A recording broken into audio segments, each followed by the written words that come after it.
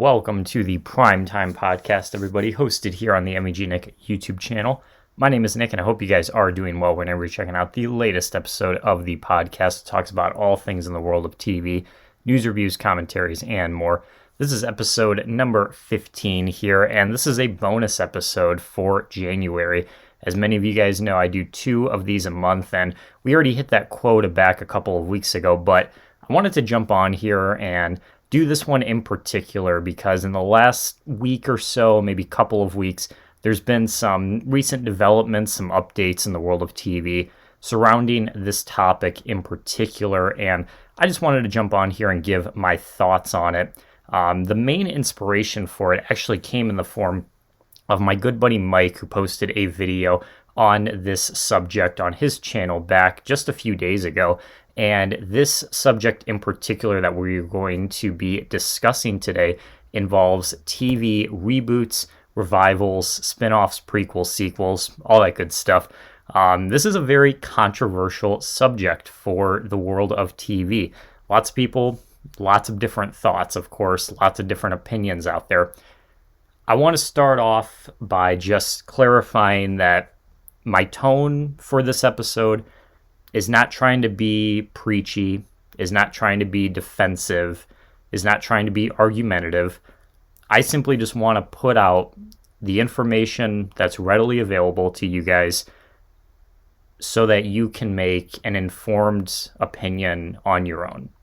This is just me laying out all the facts about this topic, because whenever this gets brought up, it seems like no matter what, no matter how carefully you tread these waters, there's always going to be someone that disagrees with you, and it always turns into a screaming match on social media, on forum posts, in the comments of videos, wherever they are. They never seem to just have civil discussions calmly about this topic. And so as we go through, I'm going to try my best to just, keep my composure here, to not let myself get heated and defensive, and just lay out all the information, because I have a lot of thoughts on this. We are doing a big deep dive into this topic here, and I want to lay it all out on the table for you guys. So that's what we're going to be talking about here: reboots, revivals, spin-offs, all that good stuff. Going back to Mike's video for a minute. Mike, if you are watching, well, first of all, thanks for joining us today. But second, I will be bringing up some of the stuff from your video, and I got to tell you, you did make some great points. And I agree with most of it, but there are a couple things that I slightly have to disagree with you on that we will talk about in detail a little bit later here. But I just want you to know that I definitely agree with you for the most part that this is the majority of what we see on TV now. However, that does not necessarily mean that it's a bad thing. In fact, I would argue that most of the time, revivals and spin-offs to very popular shows are what people actually want to see. Everyone out there talks about, we want original content. We want new and exciting content as opposed to just retreads of old TV shows. Yet when you really look at the facts, those types of shows that people are familiar with, those characters that they know, the revivals that are out there, are the ones that are the most popular, and oftentimes best reviewed as well. In fact, I would argue myself that the majority of shows that I watch fall under this category. And obviously I wouldn't be watching them if I didn't enjoy them. So it's interesting to see just how diverse this category can get, because it's not always just a simple, these are bad, original stuff is good. There's a lot of variables that go into it, and I don't think people really truly give it the proper time of day to look through all the info. So that's what we're going to be doing today. We're going to go in a deep dive on it, and I'm going to lay out all the facts for you guys so that you guys can make an informed opinion on your own. On screen right now, just a few examples of some of the more recent ones that fall under this category, where you have stuff like Fear the Walking Dead, right? Big spinoffs. 911 Lone Star, big spinoffs like that. Popular reboots that just returned this year, like the Wonder Years and the 4400, that we're definitely going to talk about. How I Met Your Father just got released over the last week or so as well.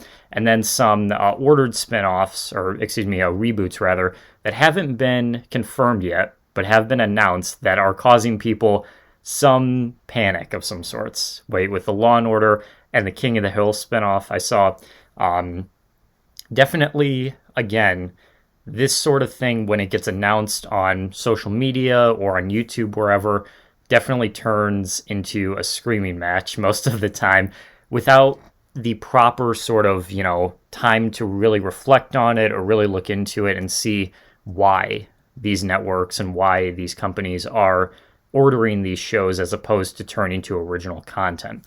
And again, that's something that we're going to break down and look into as we go throughout this podcast here. However, before we get to any of that, though, the one area where this seems to be the most divisive is on TV.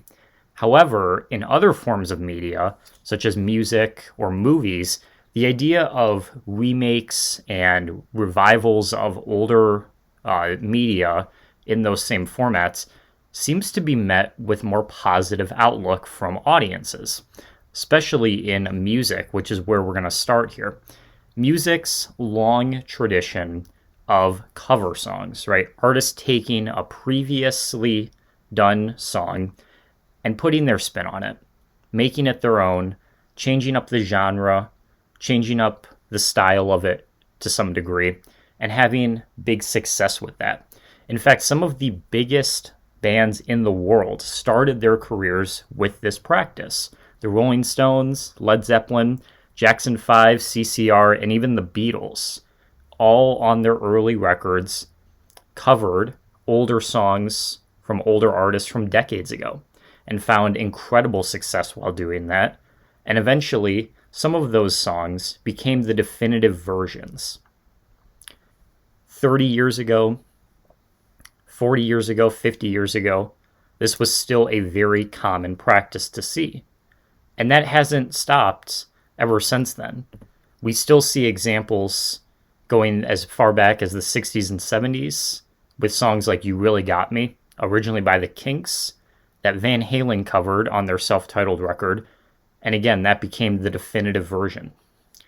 Into the 80s and 90s, with examples like Tom's Diner by Suzanne Vega, that was remixed by electro-pop duo DNA to become a worldwide sensation in 1990. And as recent as just the last decade, full albums by groups like Weezer covering older songs, and Metallica encouraging other artists to cover their own songs. The Metallica Blacklist, released just last year in 2021, featured a wide array of different artists, from Miley Cyrus to Elton John to current rock bands, pop stars, rappers, you name it, covering songs from 30 years ago.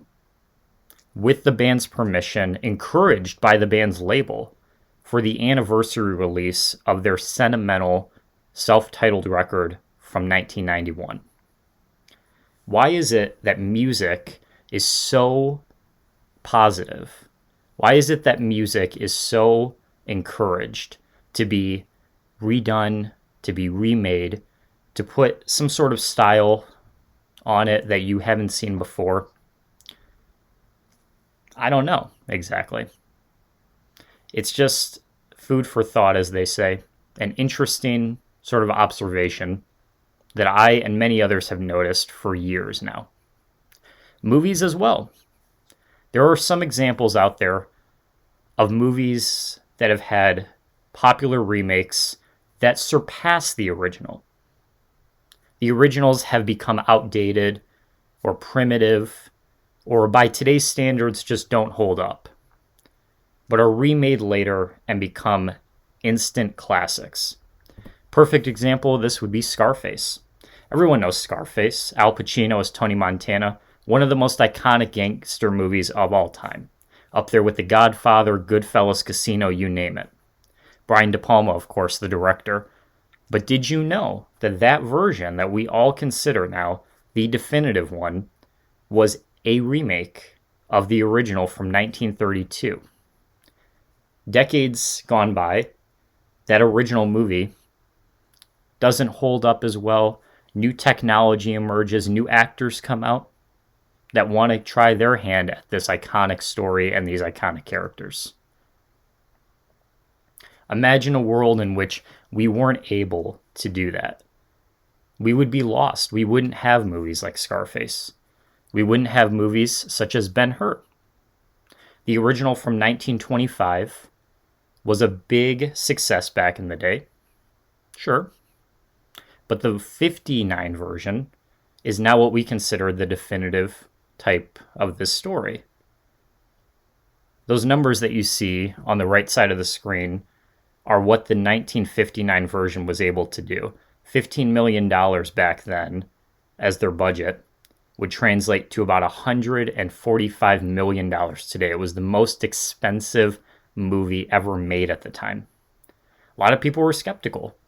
A lot of people did not understand why William Wyler was so insistent on making this movie.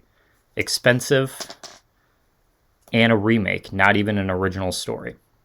And he proved everybody wrong when in 1959 it grossed $146 million, which today would translate to nearly $1.4 billion. Movies we see now are routine with those types of numbers, but back in the 50s, that was unheard of. And all again for not even an original story.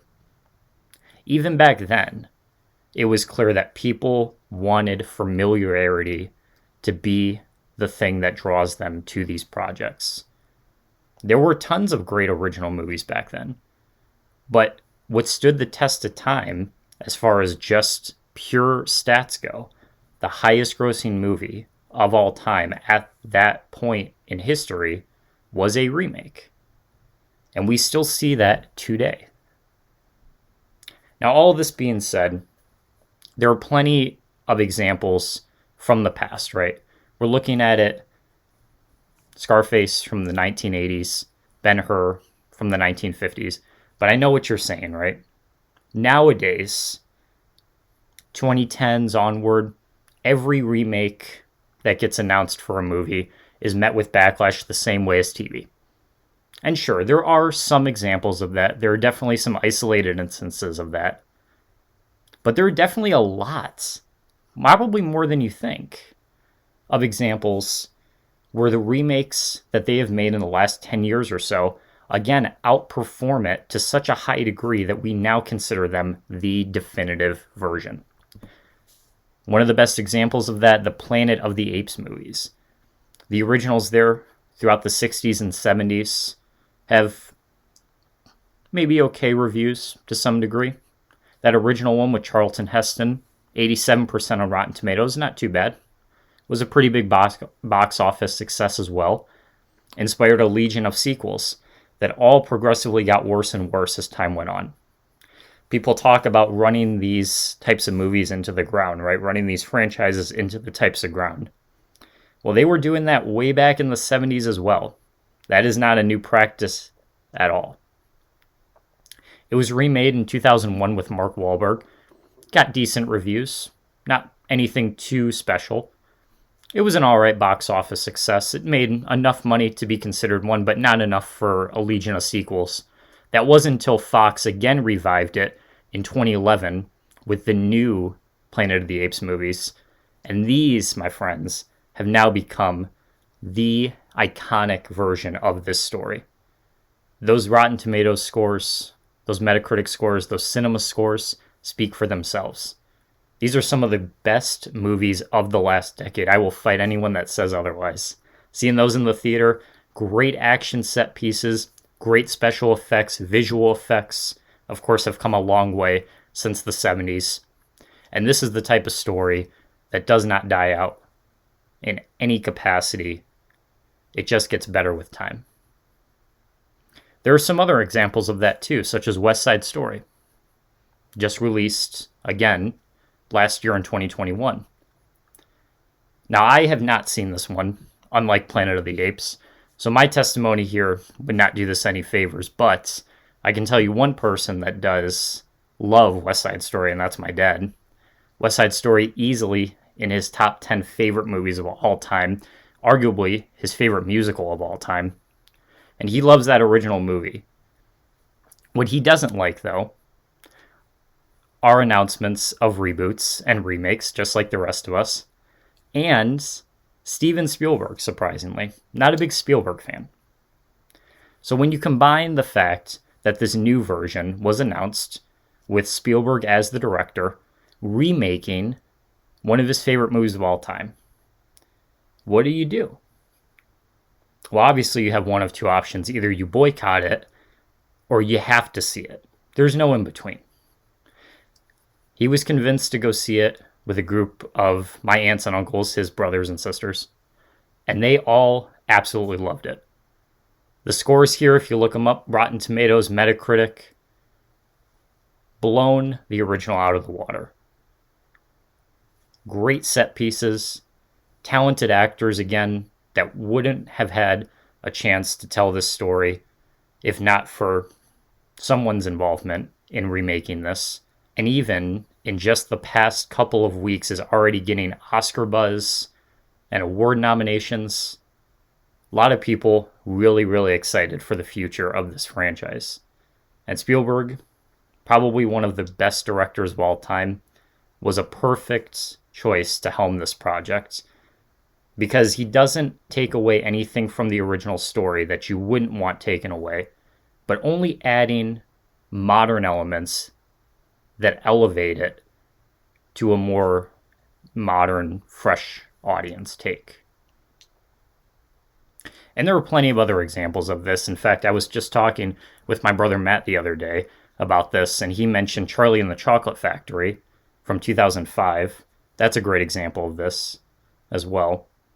But obviously, this is just a sample, right? We could talk about hours and hours on end for this. But I think you get the understanding here that there are plenty of instances where remakes and reboots, not just for movies or music, have been and will continue to be surprisingly superior to those that they were inspired from. Transitioning to another topic when it comes to movies as well, this is something that Mike mentioned in his video, that a lot of these big movie franchises, big tentpoles, right? Star Wars, Marvel, James Bond, you name it, have gotten stale over the years. They've put out too much material in too little of a time, and people are just getting bored with it. And honestly, while there might be some examples of that out there, I would argue once again that the majority of them are still just as good, if not better, than they were when they originally started. Spider-Man / Marvel, arguably the best run we've ever seen of it has been with the more recent movies. Infinity War, Endgame, No Way Home, these are some of the best in the MCU, and they were all released only after the last 5 years or so. The MCU's been around for nearly 15 years now, starting with Iron Man back in 2008. And they are just improving and improving and improving on themselves year after year after year. James Bond as well. Series has been around all the way since the 1960s. Has had 30 releases or so. And No Time to Die, the most recent one with Daniel Craig, easily rejuvenated a ton of interest in the series. Both that and No Way Home, released in 2021, were also catalysts for bringing people back to the theater. If these franchises can do it, obviously people are going to expect a lot from these because these are big budget action movies. But it's still impressive to see after how long they've been on these runs for. 20, 30, 50 years. And people are still willing to go out during a pandemic, no less, to see these types of movies. Now, Mike also compares this to the idea that TV shows that go on for 15, 20, 30 seasons have also gotten stale over the years. And that's a point that we will come back to at some point. Stick a pin in that We'll return to that later in the episode. And I think you can see where I'm going with that I also disagree with that to an extent. But all of this is to essentially illustrate the point that movies and music still have this sort of positive, optimistic outlook on them. There hasn't been any cynicism with them. Generally speaking, when they are remade or when they're rebooted, it's usually pretty well done. Even if it's not better than the original, it's usually not a horrible flop that completely stains the franchise like we do see on occasion with TV. And these movie franchises in particular, the big tentpoles, will forever and always be interesting to audiences no matter how long they've gone on for. They know these characters. They know these storylines. They're not going to get old anytime soon. Now, transitioning from that, though, why is it so much harder for TV to be able to do the same thing? There are definitely some examples of it, and we will talk about them later. But why, at the core elemental reason, is it so much harder? Well, it might be because of the fact that TV is way more expensive. When you really break it down and look at all the different stats that are available out there, TV shows are much more pricey to produce than your standard movie or album would be. And I'm going to go into a little more detail on the details regarding film and music in just a second here, but take a look at this chart. This is from Wikipedia. TV and streaming salaries per episode for some of the top rated actors and actresses out there. Currently, the biggest salary per episode, no less, goes to Jennifer Aniston and Reese Witherspoon for their work on The Morning Show. Now, whether or not you think that's justified is purely subjective. You could think that they gave the best performances out there, and they do deserve that $2 million. You could think that that's the worst show on TV. You could think that it's the worst show on TV, and they don't deserve a single penny. But whether or not you think one way or the other, the fact is that $2 million per episode per person is going to translate to a fuck ton of money per the season. If the morning show has 10 episodes, that's $40 million alone just for 2 people. Not to mention all the other actors, not to mention all the writers, not to mention all the directors, not to mention all the producers, not to mention all the other cast and crew that they need. Movies can have a pretty big cast and crew as well, depending on the picture. But TV is going to be that way every single time. Big ensemble shows right now, that's what's drawing in a ton of people. You have shows out there like Chicago Fire. You have shows out there like The Walking Dead. You have shows out there like Grey's Anatomy. These shows could house 10, 15, 20 leads at any given time. If they're only making even $100,000, that's going to add up real quick. And that's on the very, very low end for what you're going to get. Child actors now, even if they're not 18 yet, they're making around $100,000. That's the bare minimum. Something like this, maybe you don't see it every single day. $2 million, $1.5 million, $1.7 million.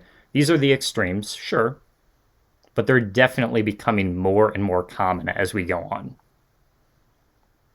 You see, by Chris Pratt, The Terminal List. Do you even know what that is? Well, you probably don't because it's not even been released yet.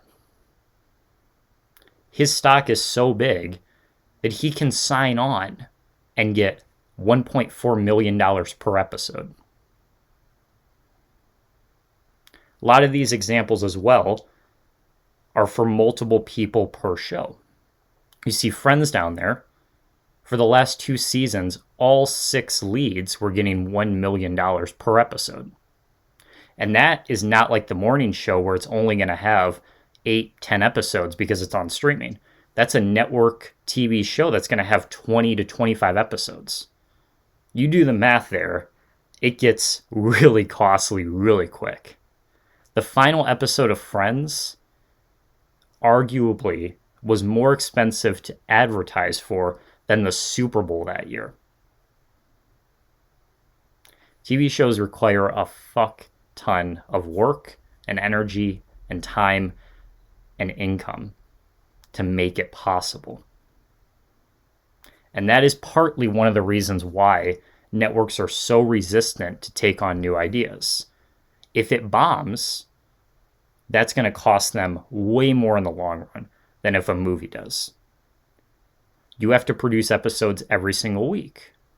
Compare that to a movie or an album, you're only going to have one item to put out.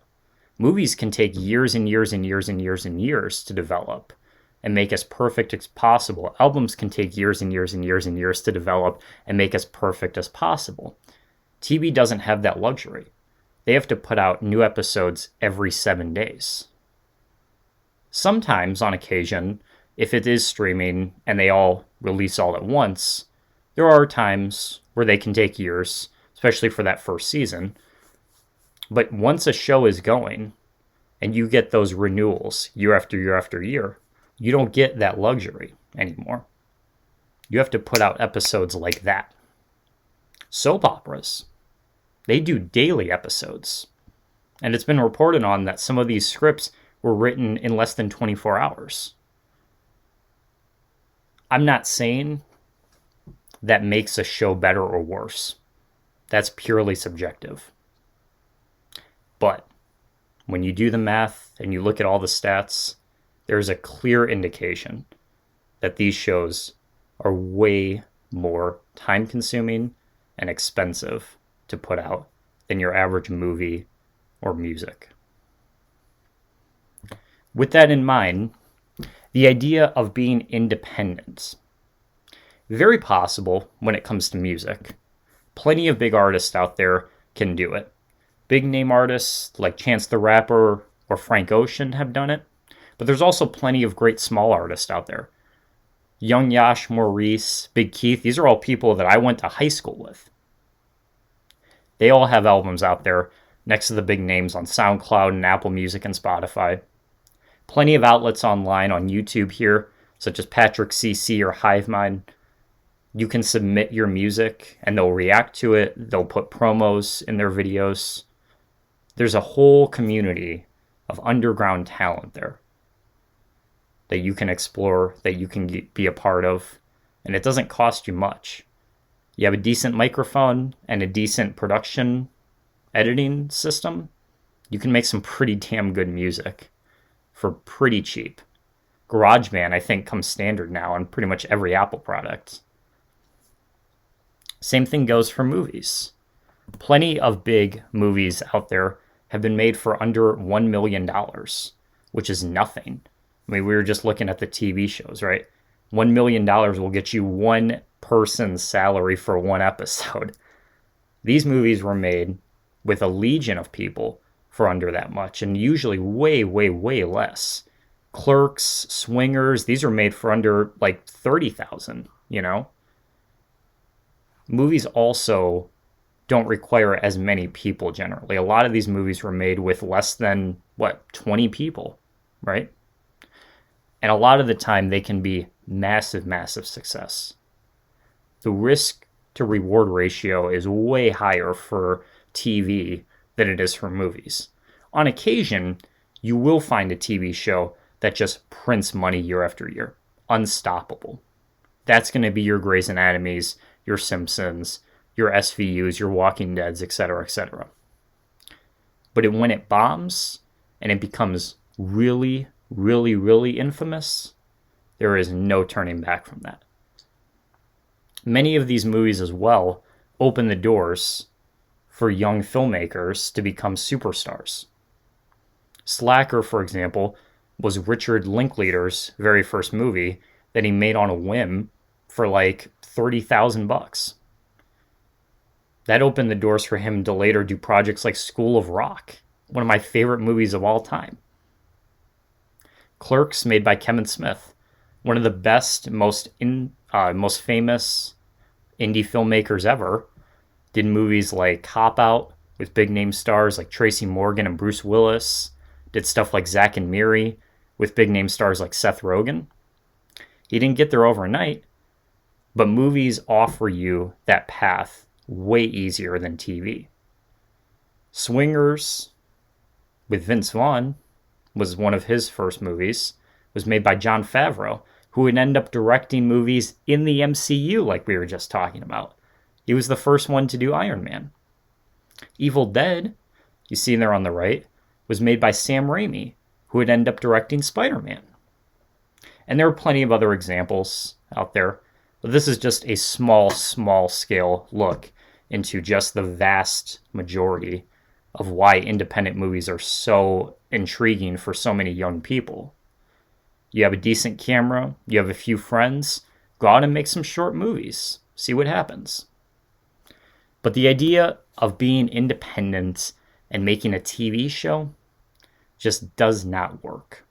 You see, I put those in quotes because neither any of these examples are TV shows in a traditional way that we would think, nor are they independent the way that we would assume. For the purposes of my argument here, all of these examples are shows that you can find on IMDb. Most of these are web shows put out on YouTube or other outlets online. And even though we might not think of them in the same lane as a Grey's Anatomy, as a Family Guy, what have you, we do refer to them as shows with episodes and seasons and cast members and characters, just like we would any of those other programs. Some of those really big examples include Binging with Babish, right here on YouTube, Smosh, Epic Rap Battles of History, AVGN, Nostalgia Critic. Big name web shows that have now become what we now associate as a TV show. A lot of these people have had mainstream success as well, doing big name movies with actual celebrities and being released theatrically. AVGN and Smosh both have that. But even though on the smallest scale, right, we think of these people making silly web videos for YouTube each week, right, with a group of their friends, it is a lot more labor intensive and a lot more expensive than you might assume. Binging with Babish does not just do his main flagship show, Binging with Babish. They do Basics with Babish. They do Anime with Alvin. They do Stump Sola. They do all sorts of stuff on their channel. So much so that they rebranded as the BCU, Babish Culinary Universe. I wonder where they got that idea from. And they have contracts now with different mainstream web chefs to do different shows for them. Alvin Zoll from Tasty and BuzzFeed, he has a contract to do X amount of episodes under the BCU. Sola Ali from what was formerly Bon Appetit, she has left since then, but she worked for Bon Appetit, has a contract to do X amount of episodes of her show under Babish's brand. Funds come from sponsorships, just like you would see on a regular TV, right? Just basic commercials. Funds come from channel memberships. That would be the equivalent of you giving to like a PBS station, right, to fund, and you get perks in return for that. Not that much different when you really break it down to what you'd see on a regular TV show. But comparatively, if we go back to these movies and such, they have way bigger teams.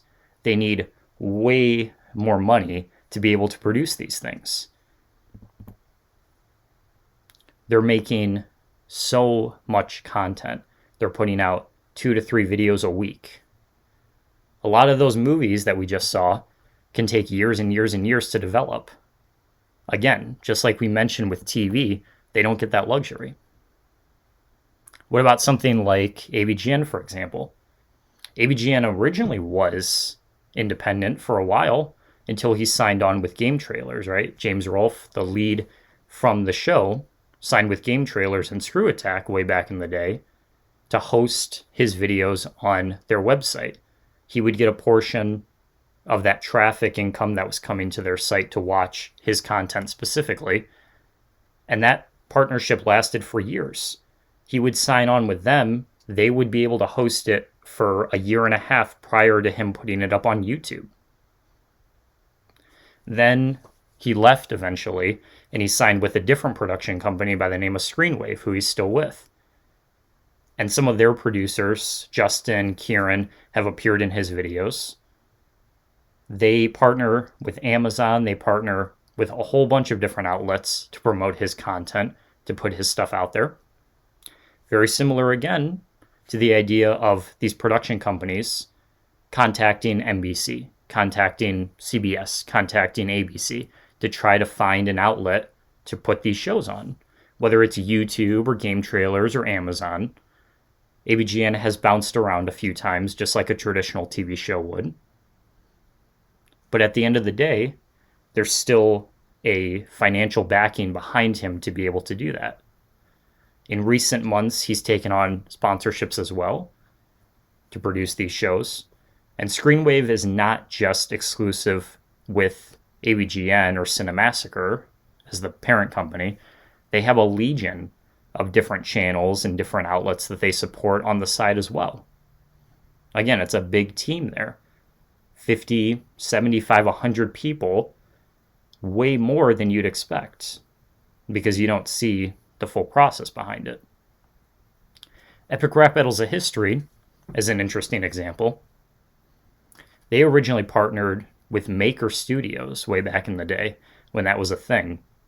A lot of YouTubers partnered with big, what they called MCMs, right? Multi-channel networks.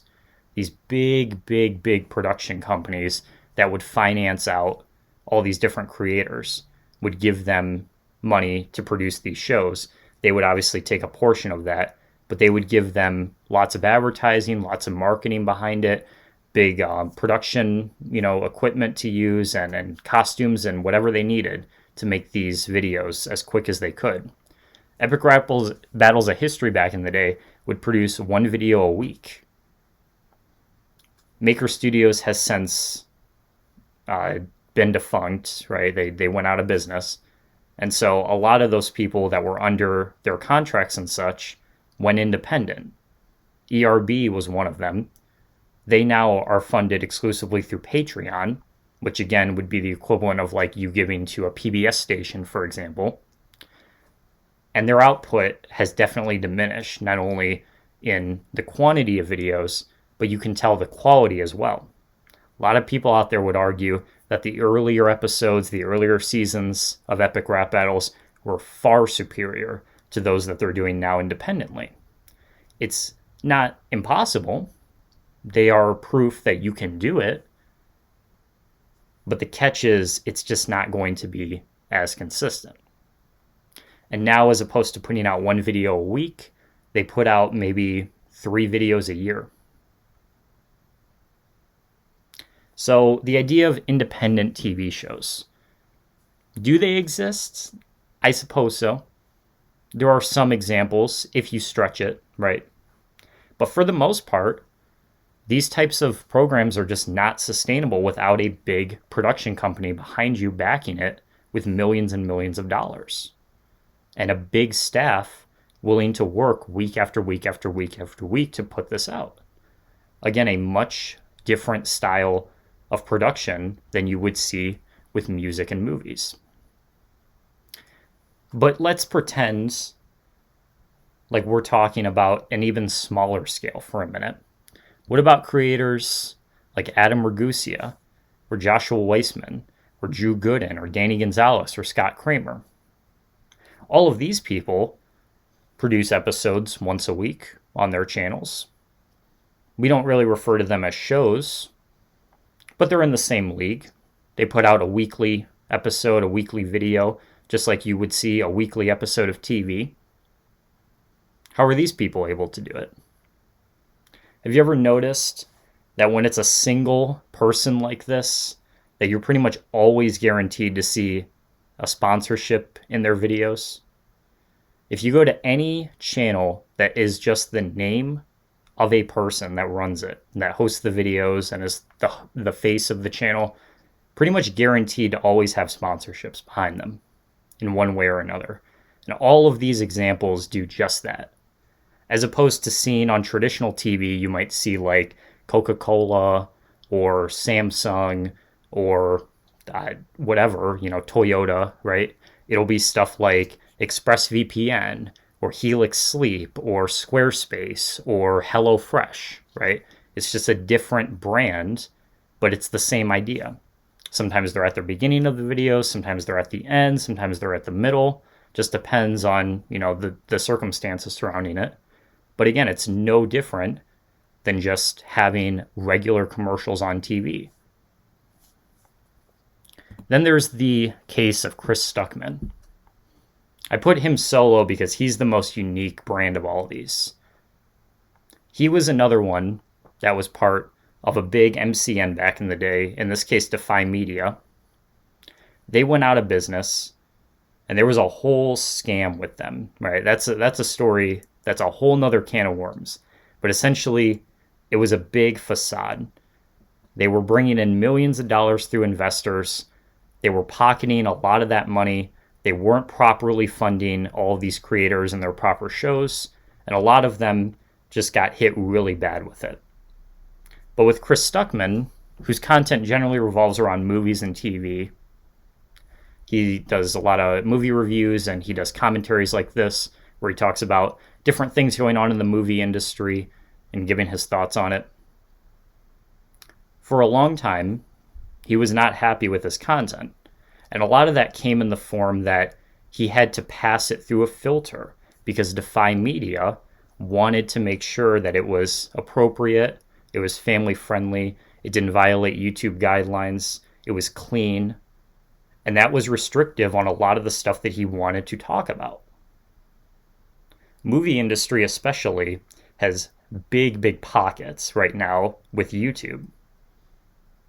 A lot of big industries, the music industry, all of them have big pockets that are going to dictate what YouTube is able to show. And in the case of Chris Stuckman, a great example came in the form that he was not happy with the way that the movie industry was operating certain things. And he wanted to make videos talking and exposing them, talking about problems that they had, talking about things that he, as a movie fan, was not fond of. And a lot of the time, Defy Media would not allow that to happen. They wanted to censor him. They wanted to restrict his voice on a platform, ironically, whose original slogan was broadcast yourself. And so when they went out of business and that contract was finally broken, he took a minute to reflect on it. He took some time off, and he came back stronger than ever with great videos talking about the things that he always wanted to, letting people know what projects he had that he wasn't able to show because of NDAs that he had to sign.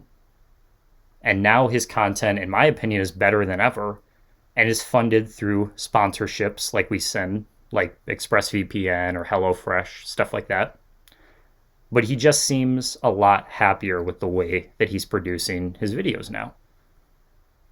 So there are certain cases where it can be done. The independent TV show can be achieved if you wanted to stretch it, right? Again, you don't really consider Chris Stuckman a show, right? It's just a person, but point still stands that there are some examples. But for the most part, even on the smallest scales, there are still legions of people working behind the scenes, big production companies funneling in finances and money to make these things possible. It's not impossible, but it's a lot harder than one might assume. So all of that to demonstrate the idea that even on the smallest scales, TV is working in a completely different ballpark than that of movies and TV. And that is one of the reasons why it's so hard for these networks to take risks. It's so hard for them to take opportunities to produce new original stuff. And that's why, in some cases, when they want to market it as a new original show, audiences see right through it. It doesn't exactly copy anything directly. It doesn't take inspiration from anything directly, but it's so close to the line. It practically is just a retread of stuff that we've seen in the past. And I have a couple examples to share with you of brand new shows that were just released within the past couple of months that do that exact thing. First one I want to talk about is Grand Crew. NBC sitcom was just released back in December with that special preview, kind of like what we talked about a few episodes ago with American Auto. It had that pilot episode that it put out as kind of a way to market the show and get people talking. And then it had a more permanent slot on Tuesdays on the winter schedule where it is currently being aired every week on NBC. Show centers around a group of friends, 20-something-year-olds living in a big city that meet at the central location, in this case a wine bar, navigating the pitfalls of life through relationships and friends and family and love and heartbreak and joyfulness. Now, that's a very vague description of the show. And that's purposeful because I watched it. I couldn't get anything more than that. I should be able to define what this show is and not give some vague synopsis that reminisces that sort of same idea that you could apply to shows like How I Met Your Mother or Friends or Will and Grace or practically any other sitcom that does that exact same thing. It doesn't take directly from any of those. It's not like How I Met Your Father where it's clearly trying to be How I Met Your Mother, right? It tries to put the filter on that this is an all-black cast, right? So it's kind of taking that inspiration from shows that are notoriously all-white casts like Friends or How I Met Your Mother and trying to do something different with them. But the core elements are the exact same that we've seen time and time and time again.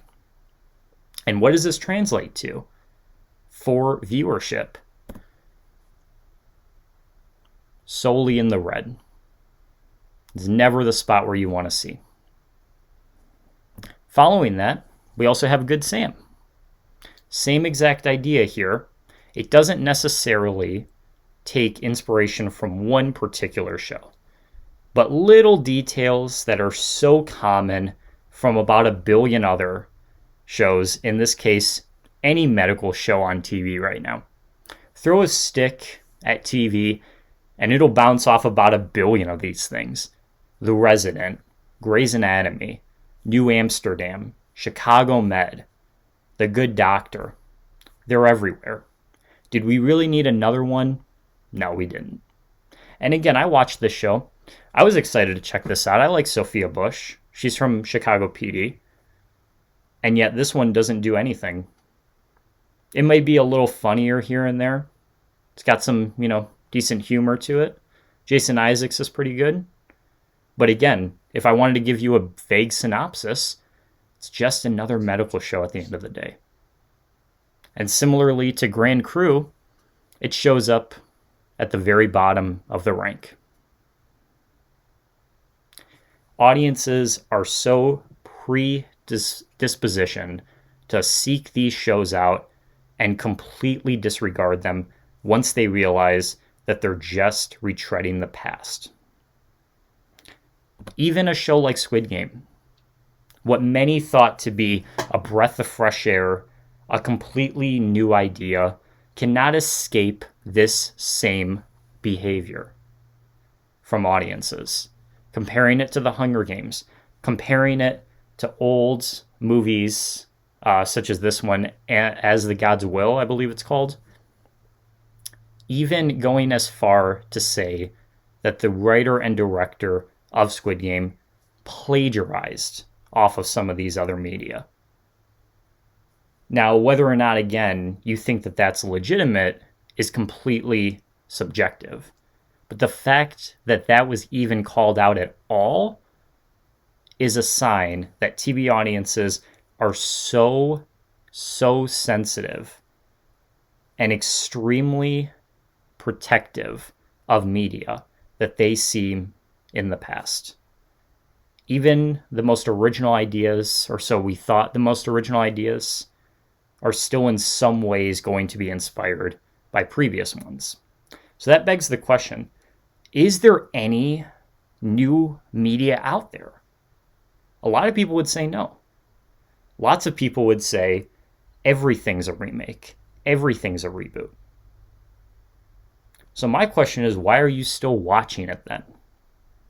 And so this is the part of the podcast where I have to let my guard down and I have to be a little more upfront and confrontational, because one of the reasons why I wanted to make this video, and one of the reasons why I just needed to let some steam off and put all this out there, is I personally don't think that the TV industry is the reason to blame here.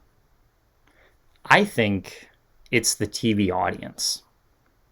I think it's quote unquote fans who are so consistent in saying the same things over and over again, i.e., there's no new original content out there, that everything's a retread of the past, everything sucks now, TV is shit. When in actuality, if all they were to do is do a little bit more digging, they could find a treasure trove of great stuff.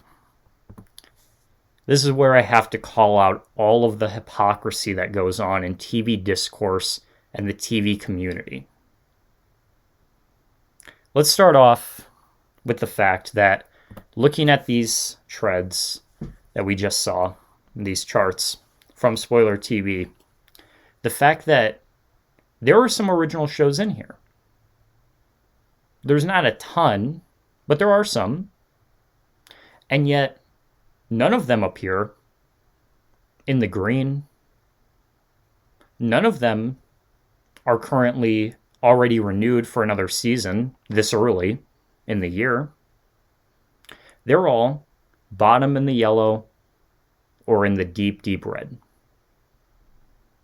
The biggest shows on TV right now are stuff like The Equalizer, a reboot of a movie which was a reboot of a TV show.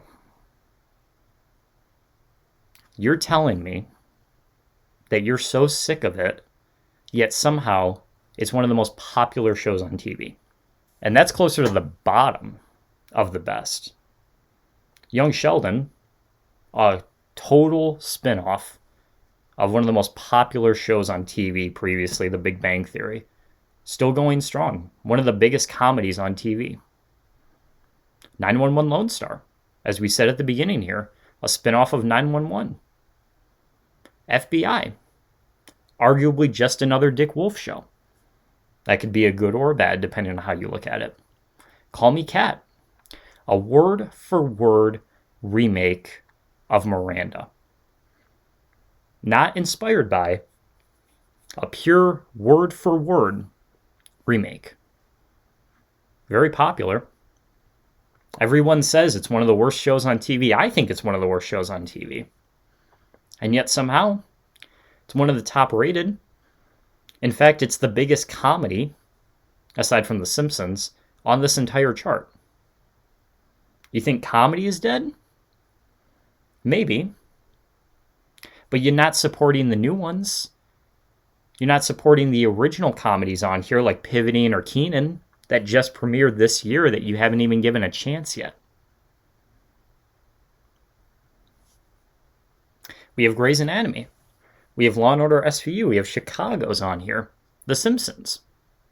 If all of these big franchises and all of these big TV shows were as stale as Mike said in his video, why are they all in the blue?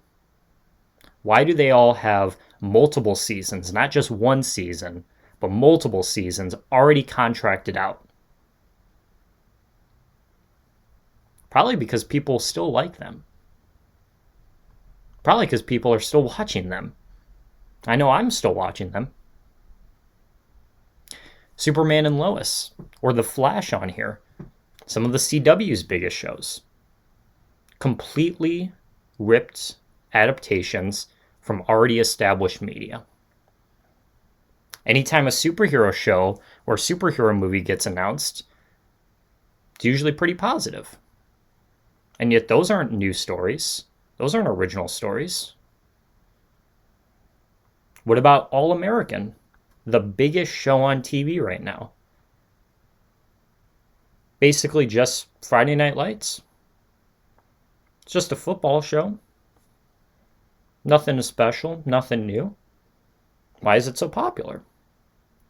Well, Friday Night Lights was pretty good. If people liked it back then, stands to reason they would like it now. And I'm not saying that you have to agree with this. There are some shows in the green and blue that I love, and there are some shows in the green and blue that I think are awful. But the facts are that those are the shows that are bringing in people's attention. Those are the shows that are making the most money. If people truly were desperate and people were truly craving something new, they would go and watch Kenan. They would go and watch Pivoting. They would go and watch Ordinary Joe. They would go and watch American Auto. And they're not. All of those shows are fresh new ideas, really well done, great critical reviews, and yet all of them are towards the bottom of the list.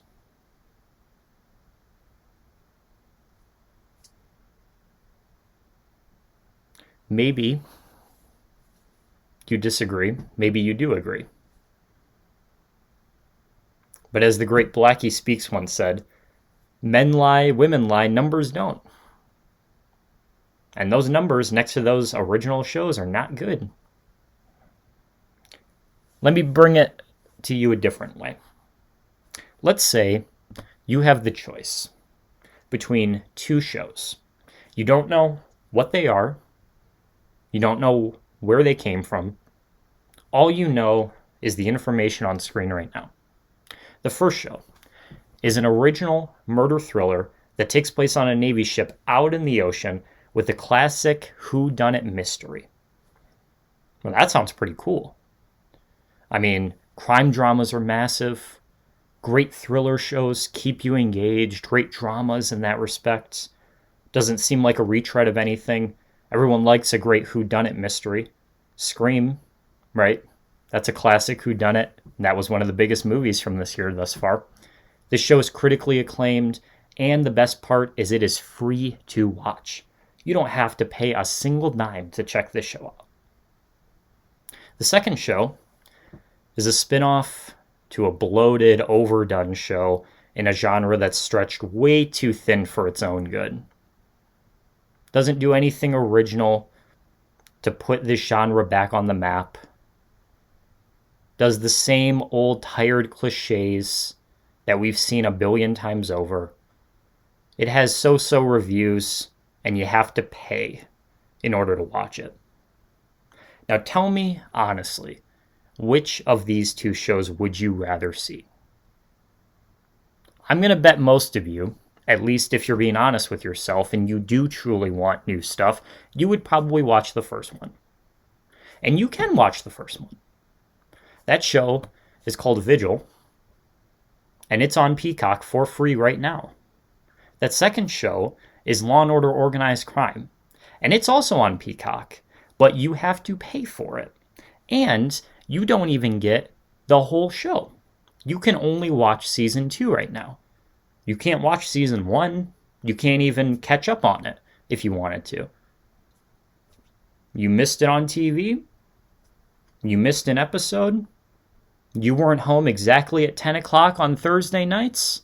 Oh well, I guess you're not going to keep up with the story then.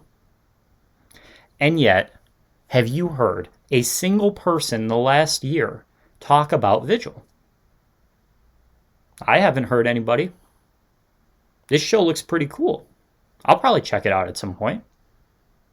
And yet no one has talked about it. Not a single person has mentioned this. I've heard plenty of people talk about Organized Crime. It was one of the biggest shows. It had a massive premiere. 10 million people watched Organized Crime's first episode live on TV. I've heard different people say on Reddit threads and forum posts that they want to go back and watch the first season of it. You can't find it anywhere. But they would be willing to pay for only half the show in order to watch something like that, then not pay anything to watch something new and original.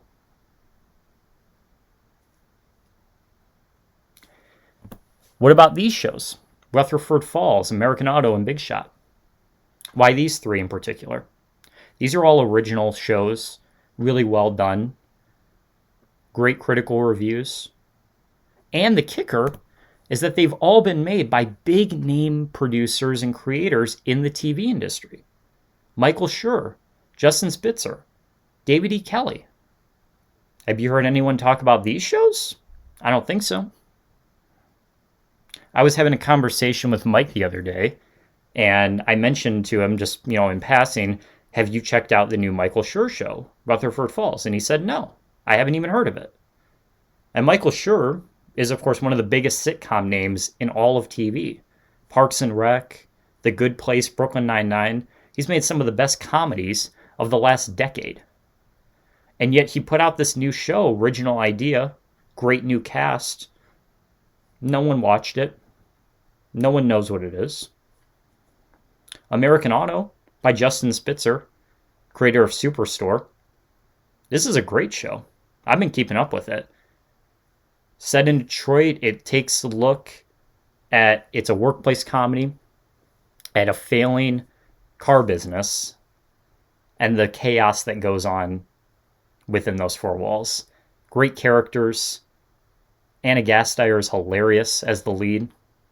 Justin Spitzer, very, very well suited for this type of comedy, right? Coming off of something like Superstore.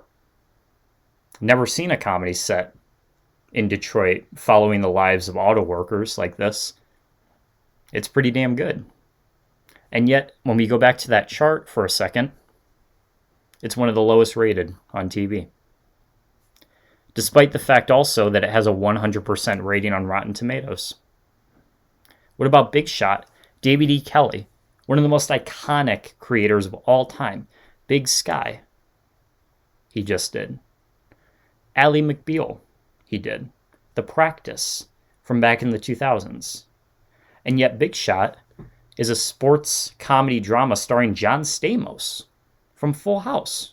It's on Disney Plus right now. Great reviews as well. Super uplifting, super optimistic, super inspiring. John Stamos coaches a basketball team on the show. That sounds like it could be pretty fun. And yet again, not a single person has seen it. So if my theory stands to reason, just to recap here for a sec, everyone out there is bitching and complaining about shows that they don't want to watch because they're unoriginal, because they're tired, old cliches, and yet when you are offered brand new shows, when you are offered original content, you don't even bother to give it a chance. And again, I'm not saying that this is any one person. This is a collective problem that everyone out there has had. But I said at the beginning of this podcast that I will defend remakes and reboots because that's what I watch.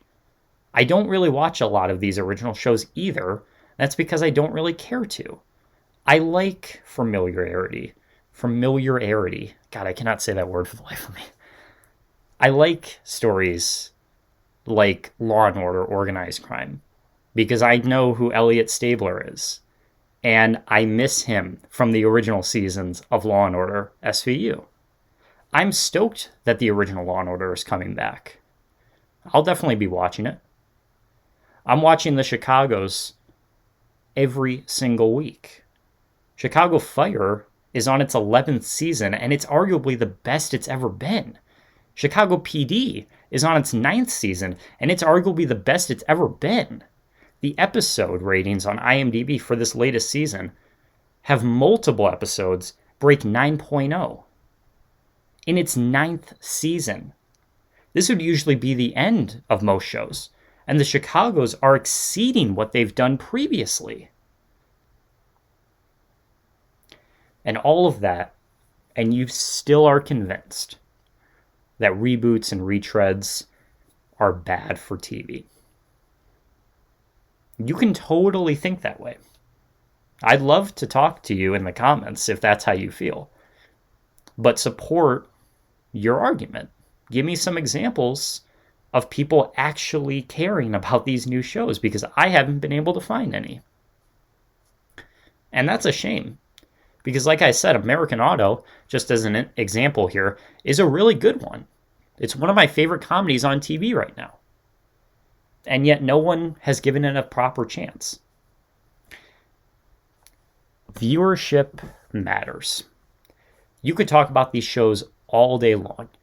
You could buy DVDs, right? You could watch them on streaming afterwards. But the live viewership is really what matters to these networks. Here's an example of that. Look at all these great dramas, right? We have Breaking Bad, we have The Shield, we have The Walking Dead, Game of Thrones, Mad Men, The Wire, The Sopranos, Law and Order. All of these shows were present on the top 100 greatest shows of all time list that I did a few months ago. Some of the best of all time, arguably. Many of these ranking in the top 10. Let's take a look at their peak viewership. For any given episode, this was the max amount of viewers watching live any of these shows. There's some pretty high numbers in here. Breaking Bad, 10 million viewers for its final episode. Game of Thrones, 13 million viewers for its final episode. The Shield, 5 million for its series premiere. Mad Men, 3.5 for its final episode. The Sopranos and Law and Order had just random episodes in the middle of their runs during season 4 and season 17. Break 13 million and 22 million viewers. Now, the next slide I'm going to show you are all of these shows that have had a spin-off or a prequel or a sequel or a movie made for them. Those will be in green. And the ones in red have had none of that stuff. And see if you can notice a pattern.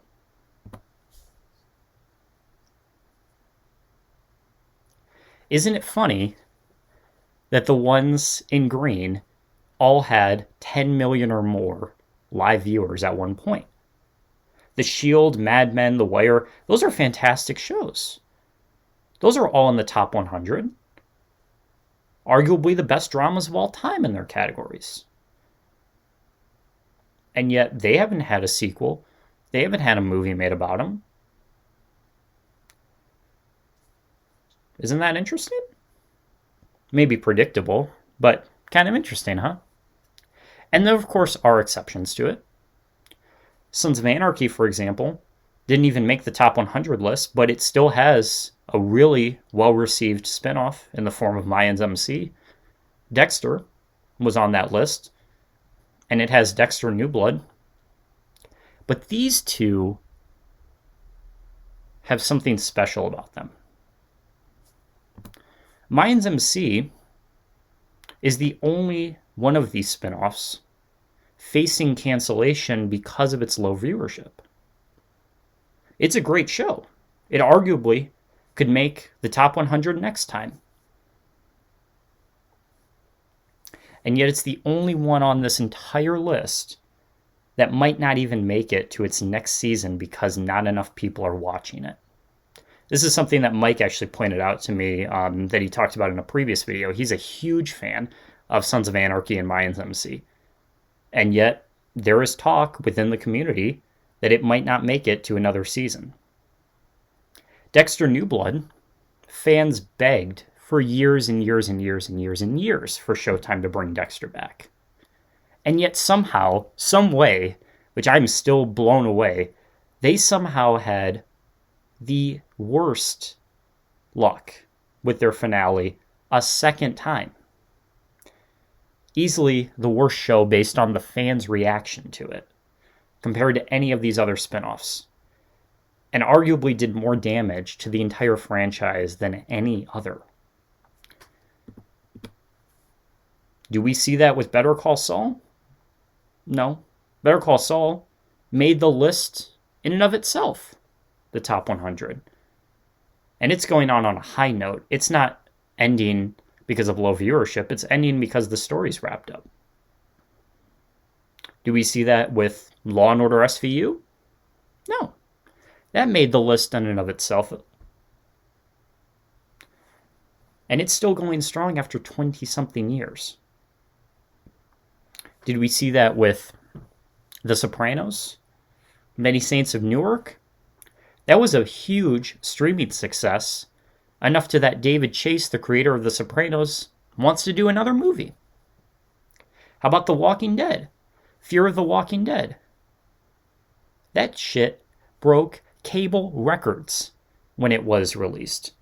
11 million viewers for a series premiere. Unheard of. And yet, these two were not able to get there. Dexter, for instance, Dexter New Blood, also broke cable records. Showtime's biggest show in years. Arguably ever. 8 million people watching it. That's a huge success. But you only get that figure after weeks and weeks and weeks and weeks and weeks and weeks and weeks of people coming back and back and back and back to the show. You don't get that live. That's a combination of live viewers and streaming numbers and people watching online. And sure, 8 million is huge. Don't get me wrong. But comparing it to Yellowstone,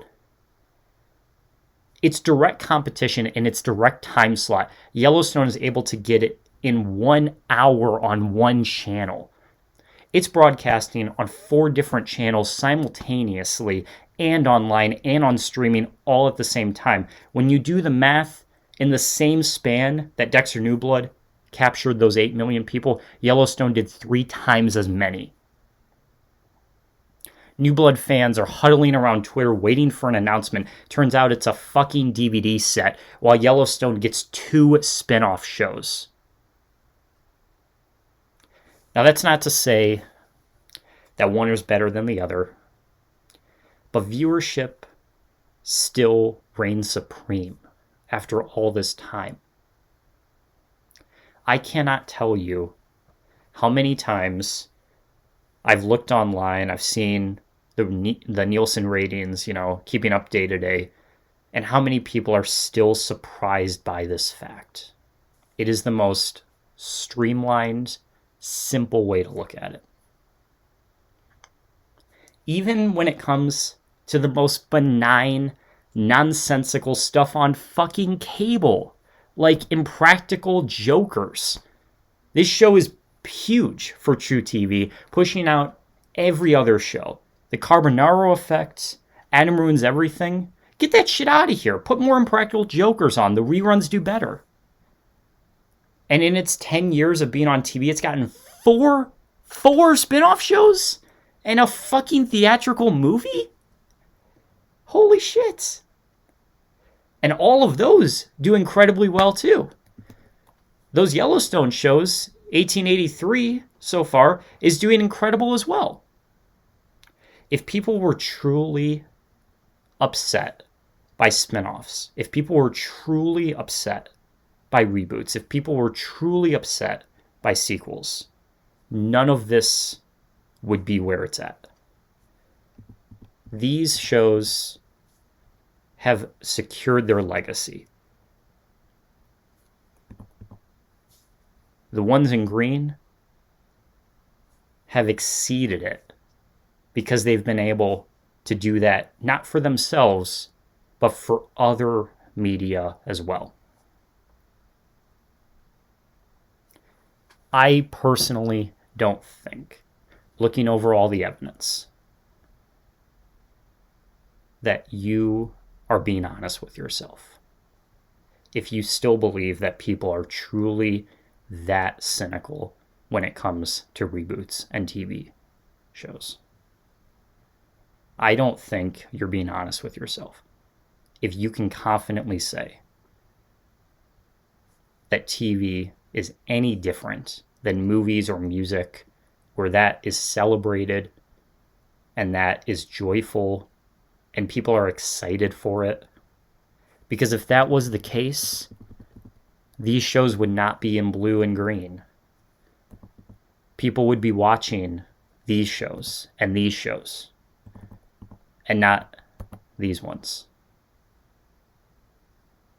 And again, I said at the beginning that I did not want to come off preachy or defensive here.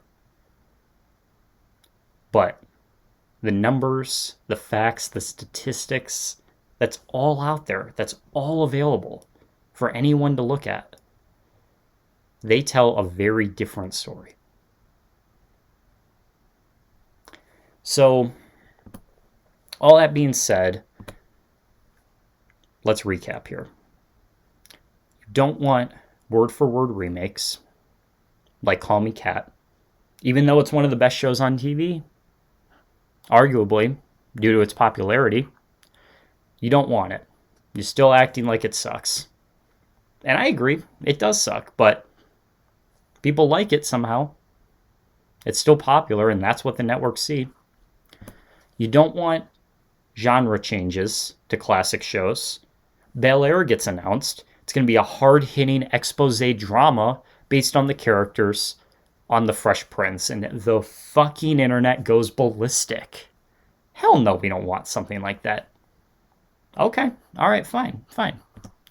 You don't want original content, so that's clearly out of the picture too. Networks are putting out new original stuff, and you don't want it either. All right. But then you complain about the lack of new content when it's all out there.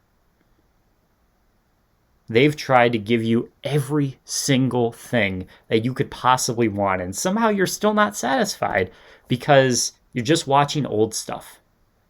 You can hunker down and watch SVU and Friends and The Office and The Big Bang Theory all you want on syndication and streaming. Go for it.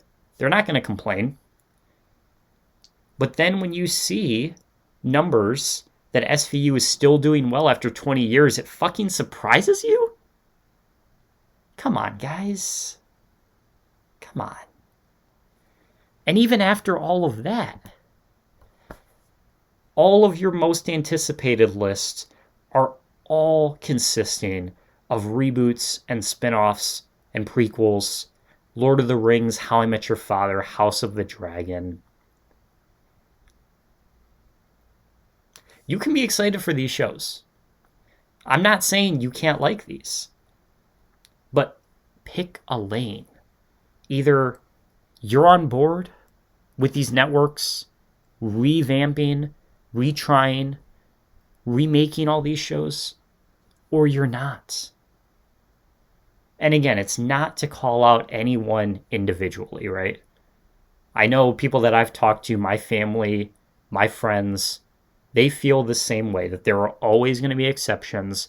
There's going to be some good and bad, and I get that. But for those who are just collectively yearning for new content and then completely ignoring it when it comes out, you are the ones who are contributing to this problem. It's not the networks, it's you. TV audiences have so much power supporting shows, watching shows that they want to see more of. You're watching stuff like Friends and How I Met Your Mother in reruns. That's why you're getting shows like Grand Crew. You're watching stuff like Grey's Anatomy and ER in reruns. That's why you're getting Good Sam. It should not be a surprise to anybody this fucking recent that that's what's happening. It all collectively comes back to the fact that you are supporting shows like this. Why do you think there's so many cop dramas out nowadays? That's what's popular. Why do you think remakes of laugh track sitcoms and, new sitcoms using laugh tracks are still a thing. It's because that's what's popular in reruns. If they truly weren't, if we all collectively decided that that was an outdated trend, we would watch Pivoting and Keenan, and we're not doing that. So, with that in mind, I know that section was a little bit more direct, and I didn't want to get heated here, but I just have to get that out because it just frustrates me to see the back and forth kind of arguments that people have. They're not being consistent. They're not supporting what they say they want.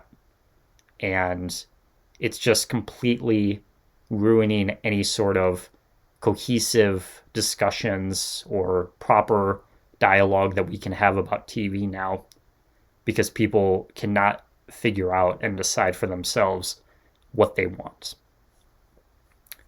Transitioning from that, this next section is going to be tough to talk about. It's going to be dealing with some really hard-hitting issues, societal issues. We're going to talk about politics. We're going to talk about racism.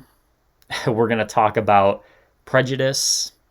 We're going to talk about a lot of really sensitive issues that I know some people are just not going to want to hear, and I totally understand that. If you want to skip past this and you want to go to the outro, right, and kind of the recap that I have at the end, there are timestamps in the description. Please go for it. But this is something that needs to be addressed too, because a lot of the examples that I have for you are falsely putting a mindset into those people just searching casually for new TV. They're going to see some of these scores. They're going to see some of these shows have lower ratings than are probably justified. And the reasons for people giving those ratings are prejudice and racist and sexist. And it is completely warping the reputation of these shows in a completely unjustified manner. You're going to see scores that are way lower because there's a group of people who think that having an all-black cast for a certain show is inherently bad. You're going to see scores that are way lower than other shows that are very similar because one show features a white male as its lead and the other features a black female. And that's not to say that some of these examples could be justified. There are reasons to not like some of these shows, and there are reasons to like some of these shows. But the majority of those reasons that I have seen and that I'm going to present to you are for the completely wrong reasons. They are not critiquing the shows fairly. They do not have constructive criticism. It is just cries out for Hollywood going to PC and liberal propaganda and all this nonsense that is completely missing the point of why these shows were made in the first place. So if you don't want to hear any of that, I totally understand. You can skip past it. That's fine. But this is something that needs to be addressed, and we're going to take a deep dive into it. We're going to start off with The Wonder Years 2021. Primarily as well, I want to address the title as well. This is not just a problem on IMDb. There are certain other websites that are having the same issue, but it's where I noticed it first, and all the examples I have, I'm going to reference IMDb, so we're just going to, use them primarily for it. But it's not just, a problem with their site in particular. So anyways, The Wonder Years 2021, of course, everyone knows that this is a now, it's an all-black cast, of course. The previous show was an all-white cast. And before we say anything else about it, I want to give you my perspective on this show, because I agree with the majority here that this show is not very good. I have seen the pilot episode for myself. I was not a fan of it. I have my own reasons to not like it. But if you do, I understand why. This show is not meant for me. It is not a show that is trying to target someone like me. I am not its demographic, and I understand that. I didn't find it to be very funny. I didn't find it to be relatable, unlike the original show, which is very universal and very relatable. And overall, there are just other shows that I would rather spend my time watching. That's a very fair criticism, I feel like.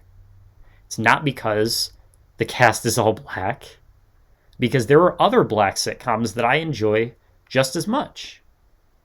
I love Blackish, or used to love Blackish. I enjoy shows like The Fresh Prince of Bel-Air.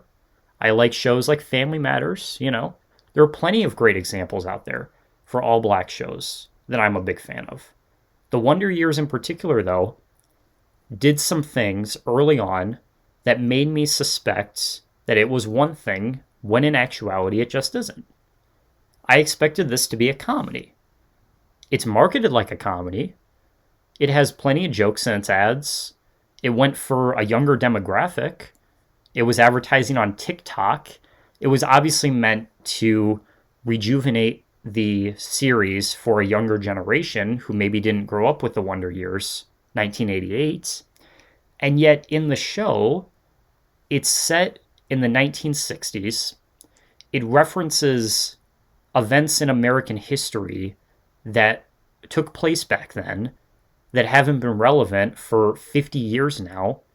And it's way too heavy-handed as basically a drama more than it is a sitcom. The original Wonder Years is also like that, I will say, but it gets a pass because it was made in the 1980s. It was only made 20 years prior to afterwards. It was made 20 years after it's set in the show, right? 1968 is when it's set, 1988 is when it was released. So a lot of the references they have during that time frame were not super ancient that people didn't forget about them in that time, and they weren't super irrelevant at that point still. They still had, some heft to them. But comparatively, 1968 to 2021 is way, way bigger of a gap.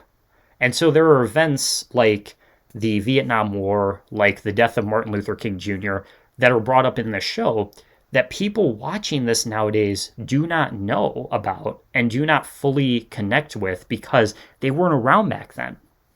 My parents, for God's sakes, were only 3 when this show is set.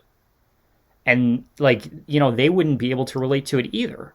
So why ABC, in their fucking skull-headed brains at times, figured we're going to use TikTok to promote a show set 50-something years ago that is only going to relate to an audience of a very specific demographic and a very specific age, and we're going to try to make this as mainstream and universal as possible.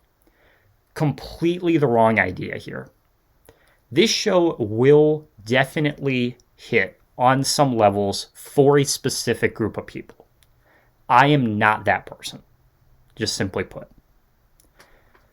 The other main storylines that it deals with in the show are racial issues of being black in America, such as getting pulled over because of the color of your skin. I gotta be honest, I have never related to that. And I'm not saying that to sound arrogant or to brag or anything like that. It's just not something that I've ever had to experience. There are things about segregation. Right back in the day, it takes place in the South as well. In 1960s, there were still very, very heavily segregated areas of the country. And they talk about that in the form of the main character, Dean, plays Little League Baseball, and that the teams that he faces off against are other black teams and not white teams, right? Because they are segregated. I played Little League sports as a kid, and the teams that I faced off and, my teammates were all different races. Again, something I can't relate to fully, that the show wants me to. there are scenes of him at school being picked on or being bullied because he's black. And one of the story elements to it is that the schools were desegregated, and that, pissed off a lot of people back in the day, a lot of white people, because they didn't want their kids to be around people of different races. It made them feel uncomfortable. And that's explored in this show, in the sense that these people that are going to pick on Dean because he's black are doing it solely for that reason and not because of, other reasons that would be universally understood.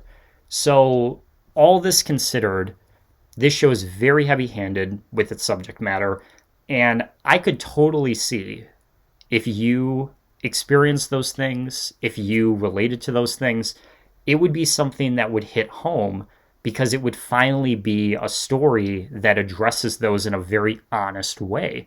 There aren't that many shows, even to this day, that have those themes in mind for Black America. There were some shows that were referencing it in some ways, but not this heavy-handed. I think their big misstep, though, was categorizing it as a comedy.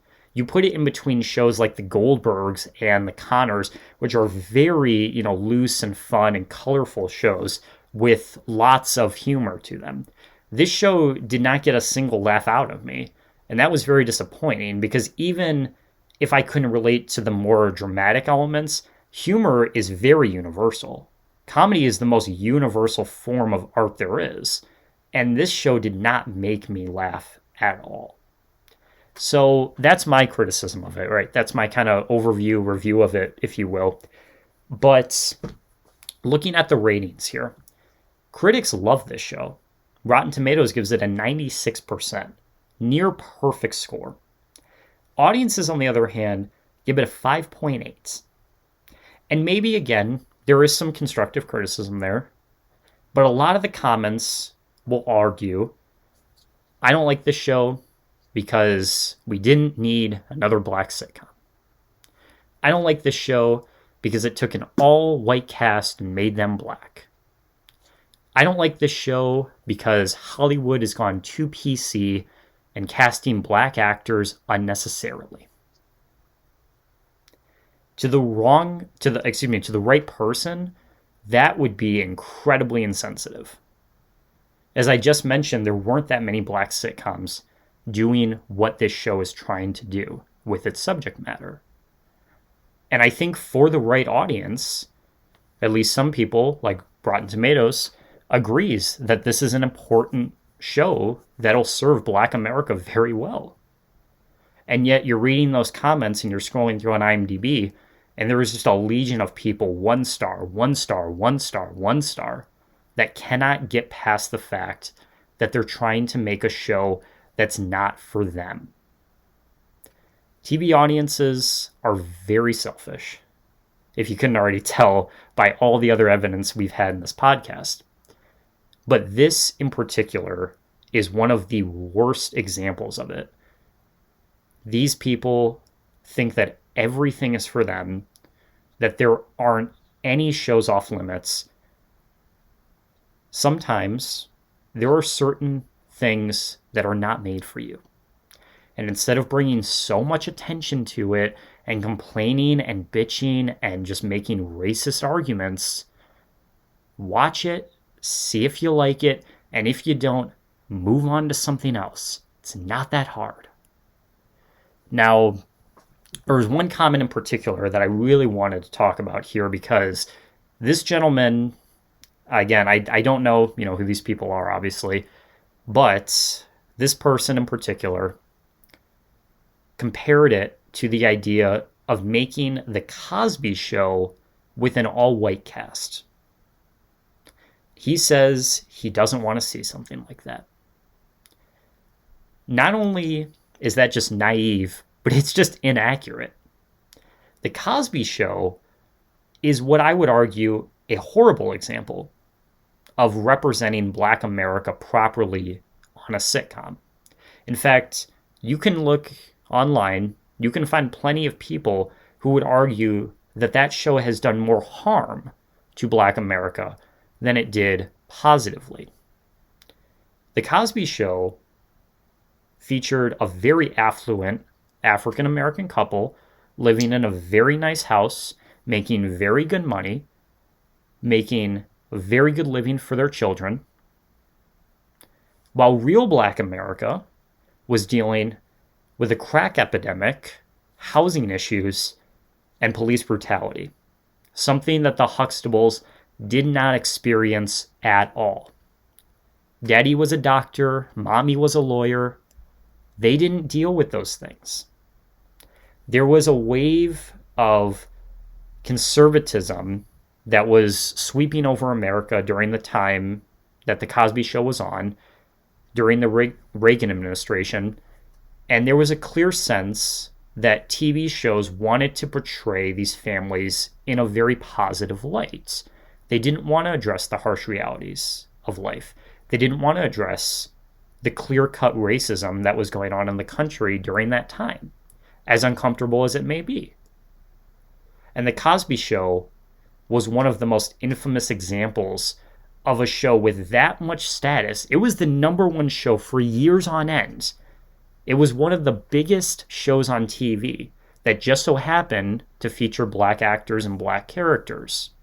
And it did not use its power at all to make a statement that would serve Black America right. There were other media that were just as popular, such as Spike Lee's Do the Right Thing, released in the 80s, Straight Outta Compton by NWA, released in the 80s, again, harkening back to the idea that music and movies have always been kind of separated from TV in that regard. And those things have gotten their status. Those things have earned their stripes. NWA has been inducted into the Rock and Roll Hall of Fame. Spike Lee's Do the Right Thing has been inducted into the Library of Congress for preservation. And all these years later, what The Cosby Show has is a stained reputation because of Bill Cosby's inexcusable behavior and syndication removal. If The Cosby Show, even outside of whatever Bill Cosby was doing, made an impact the way that it was supposed to, it wouldn't have that reputation all these decades later. It was as disposable as any other show on TV. During its final episode, the Rodney King news coverage was sweeping the country. If you don't know who Rodney King was, he was essentially the, this is going to give me some hate, the OG George Floyd, right? His incident with the LAPD officers stopping him at a traffic stop and beating him mercilessly because of the color of his skin made huge national headlines. He's become a bit of an icon for Black America as someone who stepped up and told his story addressing issues like police brutality. And the same week that happened, The Cosby Show aired its final episode. News coverage was still very, very poignant about Rodney King, and there were news anchors saying to Black America, we should all take a minute, take a half hour, and enjoy the final episode of The Cosby Show and come together as a country. And you could watch the final episode where Bill Cosby walks out getting a standing ovation from the live studio audience and flip the channel and see coverage of 4 police officers mercilessly attacking an innocent Black man.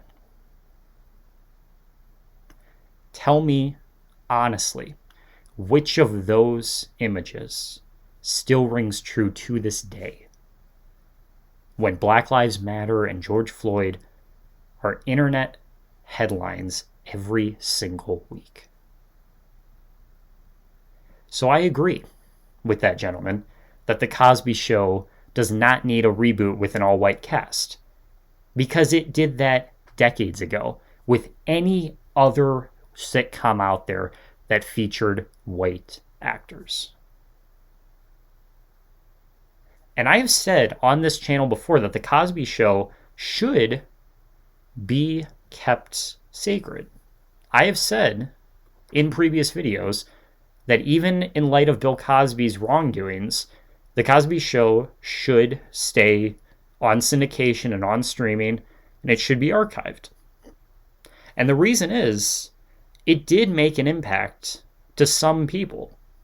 It did not get that number one slot for no reason.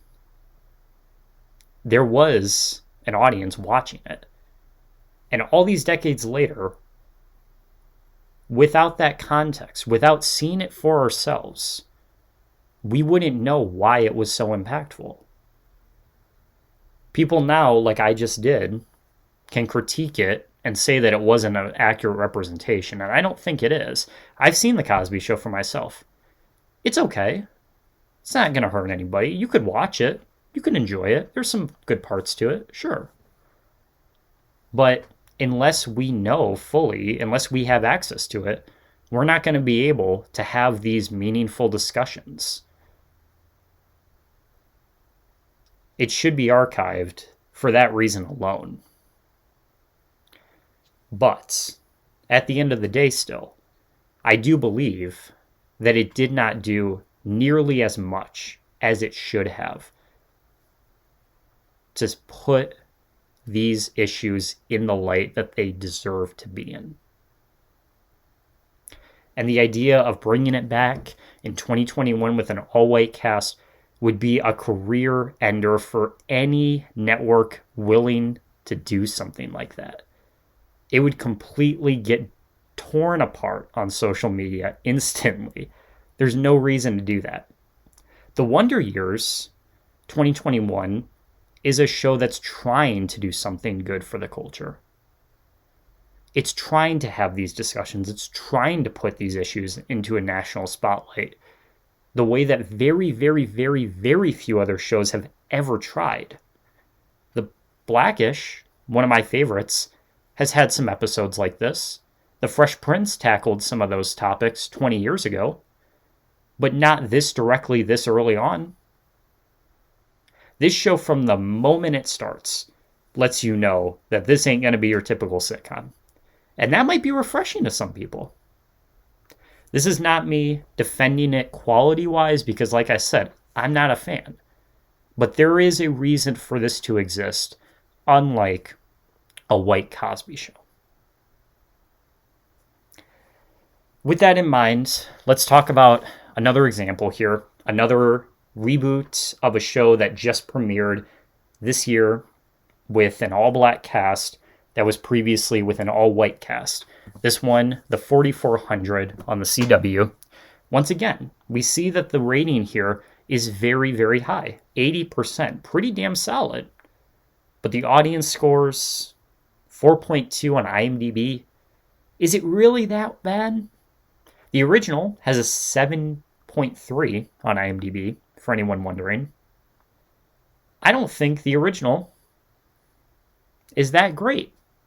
I don't think this one is that bad. I saw both of them, just for context, and I think they're about the same. Storylines are pretty direct.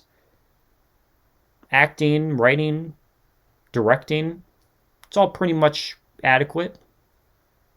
The only main difference I see is the fact that one features white actors and one features black actors. The basic premise, if you're unfamiliar, is a group of people from all different timelines, all different eras, get randomly swept away by this flash of light one day. It's a, sci-fi thriller type of show. They all get thrown on this one random place and chaos ensues, essentially. In the new version, the place that they decide to whisk away to is Belle Isle, of all fucking things. Which is, side note, this is like completely unrelated, but I think it's weird. There are a lot of shows in the recent 2021 to 2022 season that just happen to take place in Michigan. Like, I've been keeping a tally because there's so many. There's like 4 or 5 shows that have premiered this year that all take place in Detroit. It's so weird.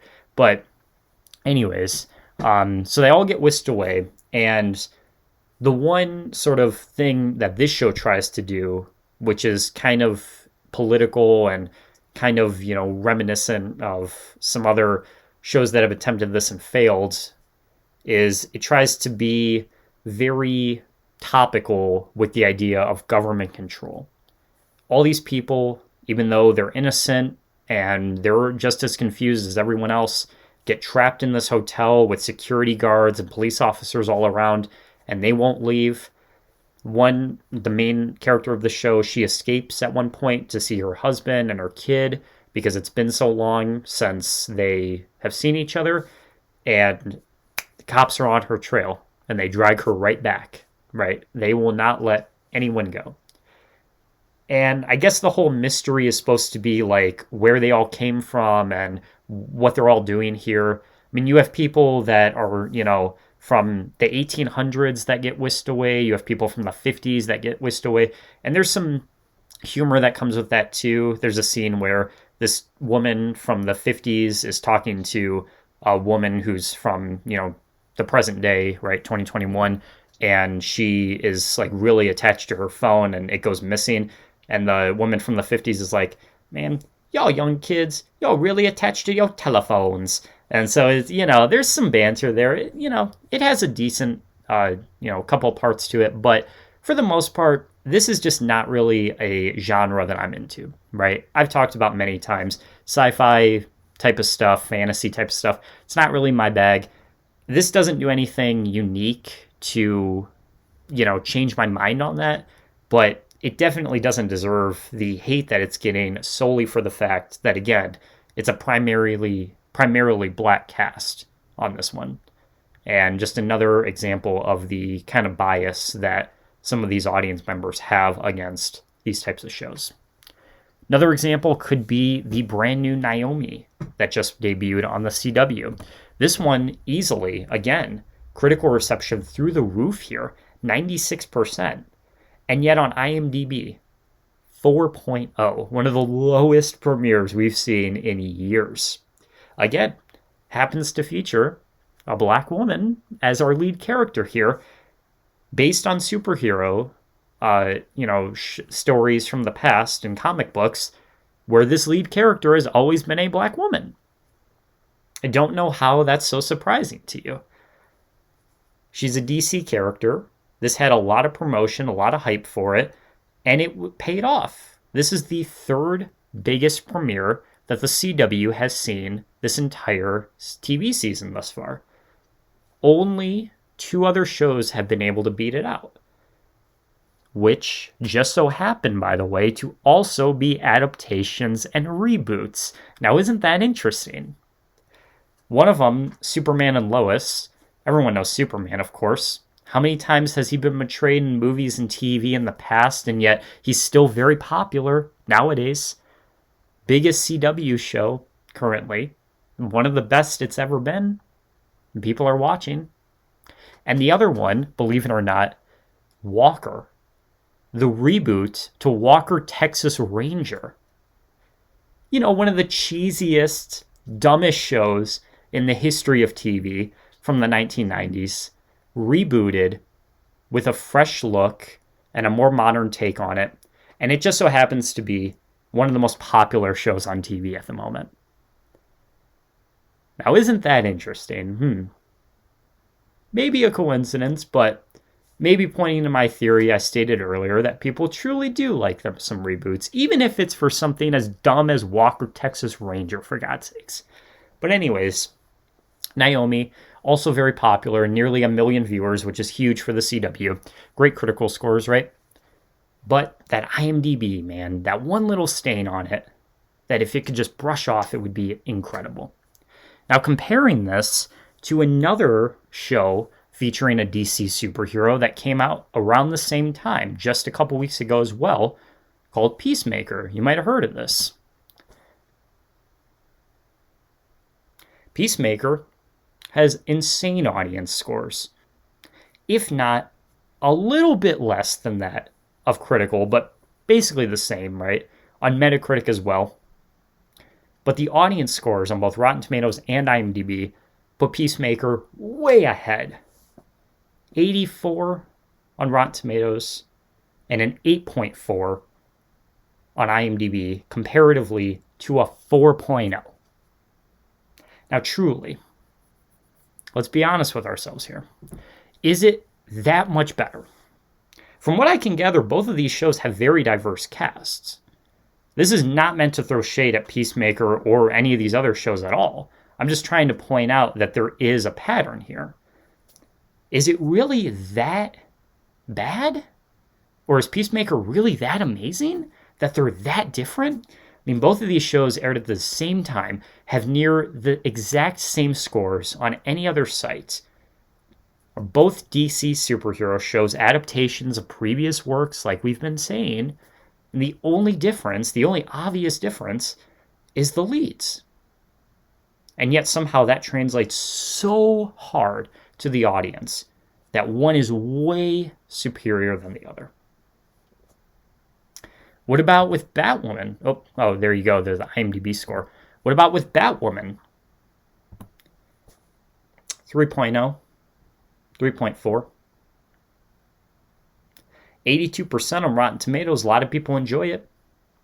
The second season, actually, the one where they do change the actress to become a black woman, previously played by a white woman, has even higher critical scores. And yet somehow people did not take kindly to this at all. 3.4 is one of the lowest scores I've ever seen for anything on IMDb.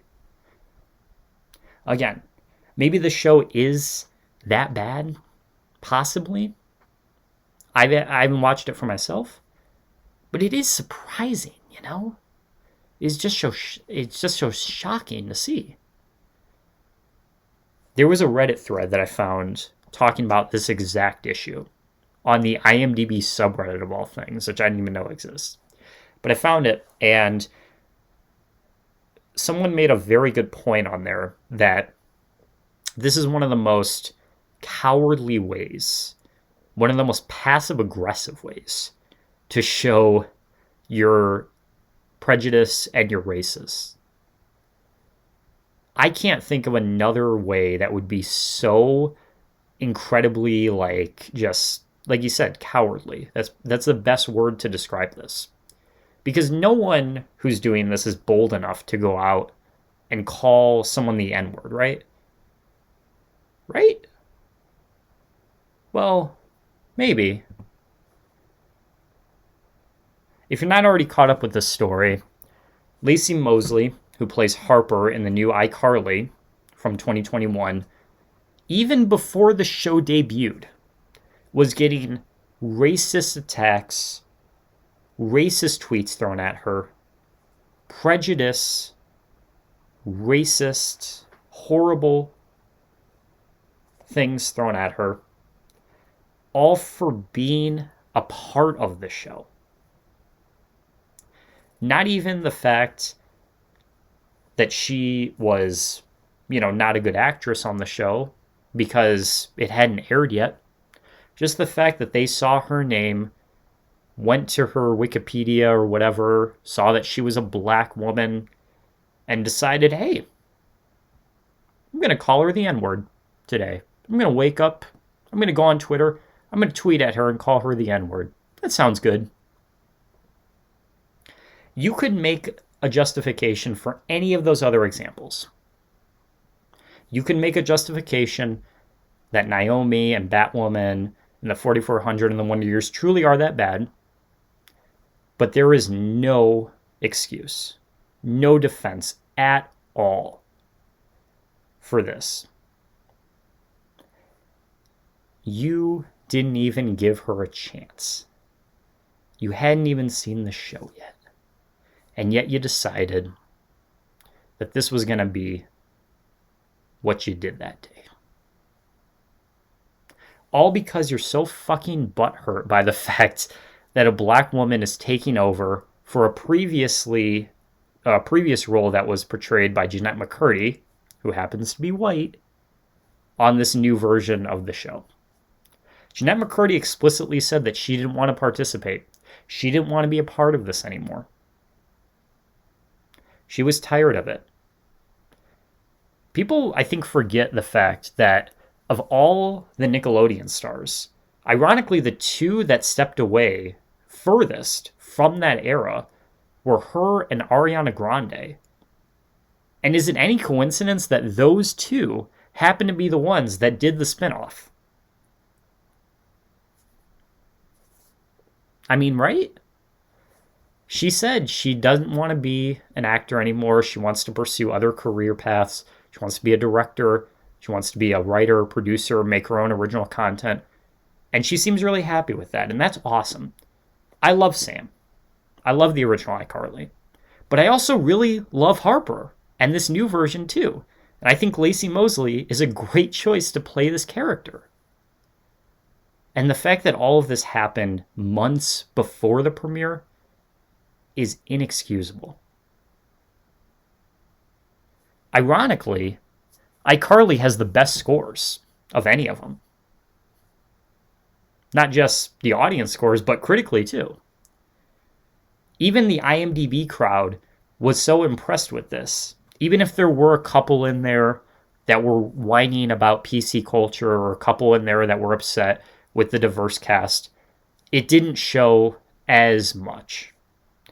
And I think that's a testament to just how good this version really is. But that said, the fact that this happened at all is just sad and disappointing to me. Because I love iCarly, and I love Dan Schneider shows in general, and they've had a very, very sketchy kind of public relation with the way that they portray black people. Dan Schneider shows are pretty notorious in that regard for having one token black character who usually isn't even the lead, or, a secondary lead, and only doing them in the most stereotypical and over-the-top way possible. On Drake and Josh, it was Helen. On the original iCarly, it was Tebow. In Victorious, it was Andre, and Andre's grandma to some degree. But this show features a black woman front and center in the form of Harper and Millicent, another character that was new. And it's interesting because Lacey Mosley got attacked. The actress that played Millicent didn't. Is it possible because of the fact that Harper is also gay on the show? And listen, you don't have to like iCarly. You don't have to like any of these shows. If you don't like the idea of reboots and you have fair constructive criticism with it, that's fine. I said at the beginning, I don't like the Wonder Years. I wasn't super impressed with the 4400 either. I do like the original Wonder Years, but I didn't like the new one. But it wasn't because of the fact that they were black. It's because it wasn't funny. ABC mishandled the marketing behind it, and I can't relate to the storylines. As simple as that. It doesn't take much to have a decent critique. And it certainly doesn't take the use of the N-word to have one either. So transitioning from that, if you're just joining us from the previous segment, you passed over all the politics and everything. Thank you for sticking with us here. We're going to wrap up. If you watch through it as well, I'd love to hear what you have to say in the comments on that. Some of it might be a bit of a stretch, admittedly, but there is a pattern there. And I am pretty firm on my belief that that is not a coincidence. Especially the iCarly. There's no fucking excuse for that whatsoever. But let's talk about what we've seen today to wrap up here. TV shows are much more costly, require more people to operate than your traditional other forms of media, such as movies or music. Shows that go long, like your Grey's Anatomies or Family Guys or whatever, have a more consistent production schedule, right? More consistent formats that they're going to produce in. You don't have to worry about putting out a new show and trying to figure out all the actors' schedules and how all the cast is going to get along together. You already know how they're all going to be 20 years down the road. So it's much easier to put another season of SVU out. Reboots are simply more successful than original content. We've seen plenty of examples of that already. The bias online is negatively affecting how people look at reboots without justification. That's a typo there. And simply put, people are more excited for established franchises more often. That could translate outside of TV. That could be movies as well, like we talked about earlier with James Bond and Spider-Man and all those big franchises. That, of course, could be new current TV shows as well. Looking over all of this, I hope that you take away one simple thing: being honest with yourself.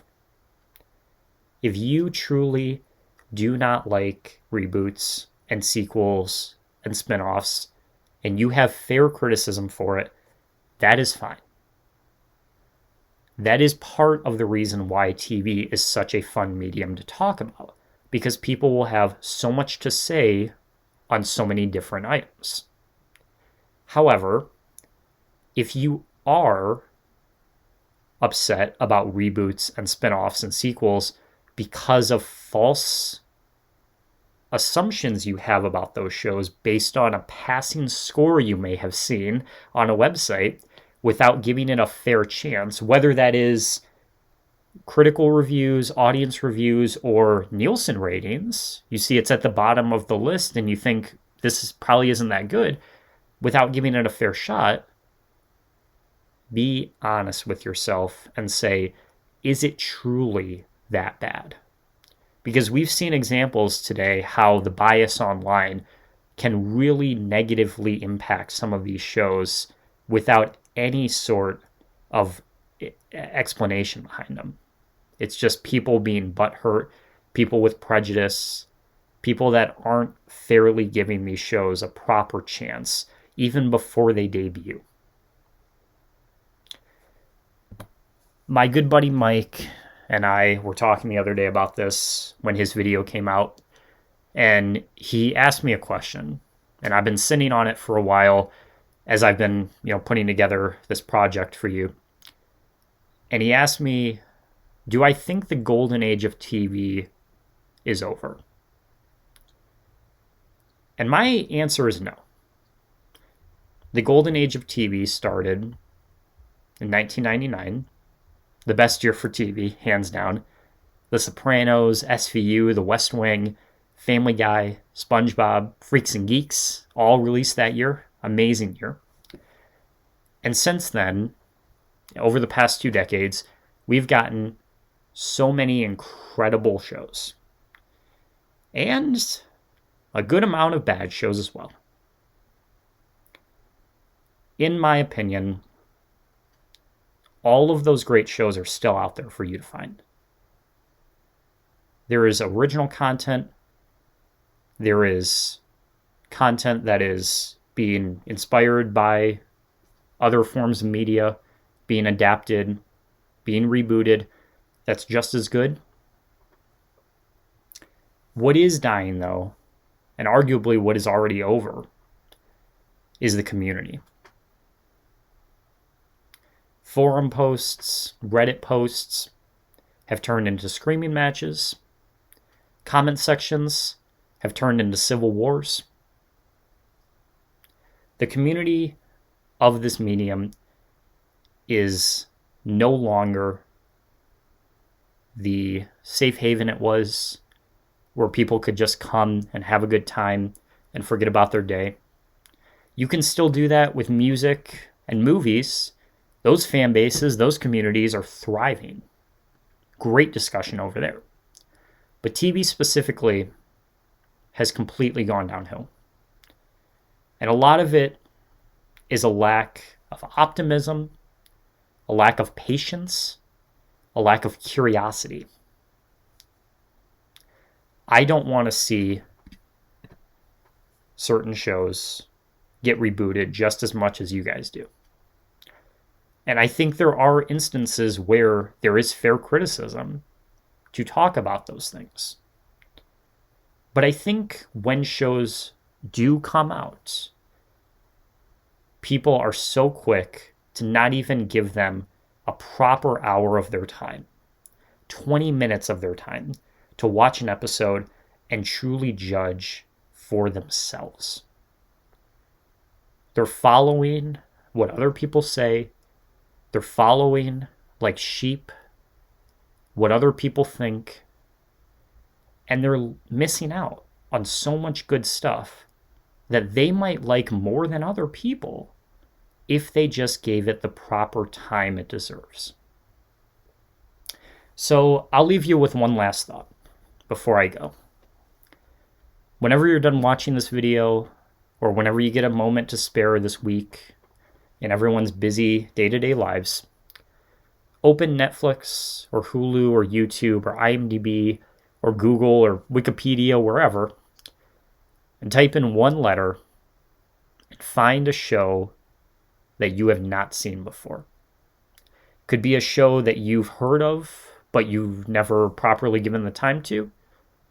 Watch the first episode. Maybe a show you have no idea what it is. You've never heard of it. It's in a genre you wouldn't expect to like. Watch the first episode.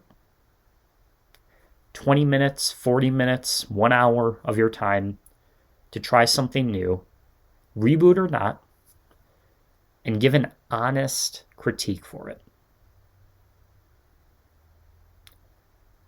Community is so important when it comes to art.